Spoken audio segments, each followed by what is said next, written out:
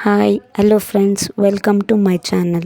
ಇವತ್ತು ನಾನು ನಿಮಗೆ ಶಿವರಾತ್ರಿ ಹಬ್ಬ ಸ್ಪೆಷಲ್ ಶಿವನುಂಡೆ ಮಾಡೋದು ಹೇಗೆ ಅಂತ ಹೇಳ್ಕೊಡ್ತಿದ್ದೀನಿ ನಿಮಗೆ. ಅದಕ್ಕೆ ಬೇಕಾಗಿರುವುದು ನೋಡಿ, ಇದಕ್ಕೆ ನಾನು ಕಡಲೆ ಬೀಜ ತೊಗೋತಾ ಇದ್ದೀನಿ. ಕಡಲೆ ಬೀಜ ನಾನು ಹುರ್ಕೋಬೇಕು ಚೆನ್ನಾಗಿ. ಒಂದು ಪಾವಲ್ಲ 2 ಪಾವು ಕಡಲೆ ಬೀಜ ತೊಗೋತಾ ಇದ್ದೀನಿ. 2 ಪಾವು ಕಡಲೆ ಬೀಜ ಅದು ಚೆನ್ನಾಗಿ ಹುರ್ಕೋಬೇಕು. ಅದು ಘಮ ಘಮ ಅಂತ ಸ್ಮೆಲ್ ಬರಬೇಕು. ಆ ರೀತಿಯಾಗಿ ನಾವು ಲೋ ಫ್ಲೇಮಲ್ಲಿ ಅದನ್ನು ಹುರ್ಕೋಬೇಕು. ಮತ್ತು 2 ಪಾವು ಕಡಲೆ ಬೀಜಗೆ ಒಂದು ಮುಕ್ಕಾಲಷ್ಟು ಕಡಲೆಪಪ್ಪನ್ನು ಹಾಕ್ಕೋತಿದ್ದೀನಿ. ಅದನ್ನು ಕೂಡ ಅಷ್ಟೇ ಸ್ವಲ್ಪ ನಾವು ಬಿಸಿ ಮಾಡ್ಕೋಬೇಕು. ಓಕೆನಾ. ನೋಡಿ, ಇದು ಕಡಲೆ ಬೀಜ ಆಗಿದೆ ಮತ್ತು ಕಡಲೆಪಪ್ಪು ಸ್ವಲ್ಪ ಬಿಸಿ ಆಗೋ ಥರ ಮಾಡಿಕೊಂಡು ಅವೆರಡನ್ನೂ ನಾನು ಮತ್ತು ಅದಕ್ಕೆ ನಾನು ಒಣ ಕೊಬ್ಬರಿಯನ್ನು ತೊಗೊಂಡಿದ್ದೀನಿ. ಅವೆರಡು ಇದಕ್ಕೆ ಕಡಲೆ ಬೀಜನ ಸಿಪ್ಪೆ ಬಿಡಿಸ್ಕೊಂಡು ಮತ್ತು ಕಡಲೆಪಪ್ಪು ಮತ್ತು ಒಣ ಕೊಬ್ಬರಿ ತುರ್ಕೊಂಡಿದ್ದೀನಿ. ಸಣ್ಣದಾಗಿ ತುರ್ಕೊಂಡು ಆ ಮೂರನ್ನು ಮಿಕ್ಸ್ ಮಾಡ್ಕೊತಾ ಇದ್ದೀನಿ.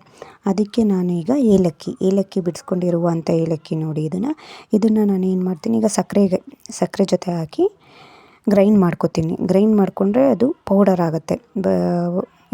ಪೌಡರ್ ಆಗಿರೋ ಏಲಕ್ಕಿನ ಮತ್ತು ಹಾಕ್ಕೊಂಡು ಅದನ್ನು ಗ್ರೈಂಡ್ ಮಾಡಿಕೊಂಡು ಫೈನ್ ಪೌಡರ್ ಮಾಡ್ಕೋಬೇಕು. ಅದನ್ನು ಮತ್ತೆ ಇದಕ್ಕೆ ಮಿಕ್ಸ್ ಮಾಡ್ಕೊಳ್ಳಿ. ಹಾಕ್ಕೊಂಡು ಅದನ್ನು ಚೆನ್ನಾಗಿ ಮಿಕ್ಸ್ ಮಾಡಿಕೊಂಡು ಇದಕ್ಕೆ ಬೇಕಾಗಿರುವಂಥ ಮೇನ್ ಪದಾರ್ಥ ಬಂದು ಪಾಕಕ್ಕೆ ನಾನು ಫಸ್ಟು ಒಂದು ಬಟ್ಲಿಗೆ ಬೆಲ್ಲ ತೊಗೊಂಡಿದ್ದೀನಿ. ಬೆಲ್ಲನೇ ಏನು ಮಾಡ್ತೀನಿ ಅಂತಂದರೆ, ಜೊತೆ ಇನ್ನೊಂದು ಮೇನ್ ಪದಾರ್ಥ ಬಂದು ಅಕ್ಕಿ. ಅದನ್ನು ಹುರ್ಕೊಂಡು ಅಕ್ಕಿನ ಸ್ವಲ್ಪ ಬಿಸಿ ಮಾಡಿಕೊಂಡು ಪೌಡ್ರ್ ಮಾಡ್ಕೊಂಡಿದ್ದೀನಿ. ಅದನ್ನು ಇದ್ರ ಜೊತೆಲಿ ಹಾಕ್ಕೋತಾ ಇದ್ದೀನಿ. ಈ ಕಡಲೆಪಪ್ಪು ಕಡಲೆ ಬೀಜದಲ್ಲಿ ಹಾಕ್ಕೊಂಡು ಅದನ್ನು ಸಹ ಮಿಕ್ಸ್ ಮಾಡ್ಕೋಬೇಕು. ಮತ್ತು ತೊಗೊಂಡಿರುವ ಬೆಲ್ಲನ ಸ್ಟವ್ ಮೇಲಿಟ್ಟು ಅದಕ್ಕೆ ಸ್ವಲ್ಪ ನೀರು ಹಾಕಿ ಕರಗಿಸೋಕ್ಕೆ ಬಿಡಬೇಕು. ಅದು ನೋಡಿ ಚೆನ್ನಾಗಿ ಕರಗ್ತಾ ಇದೆ. ಈ ಥರ ಕರಗಿದ ಮೇಲೆ ಅದನ್ನು ಸ್ವಲ್ಪ ಬಟ್ಲಿಗೆ ಒಂದು ನೀರು ತೊಗೊಂಡು ಅದು ಸುಮ್ಮನೆ ಹಿಂಗಂದರೆ ಪಾಕ ಥರ ಗಂಟು ಬರಬೇಕು. ಆ ಥರ ಜಸ್ಟ್ ಲೈಟ್ ಪಾಕ ಬಂದರೆ ಸಾಕು.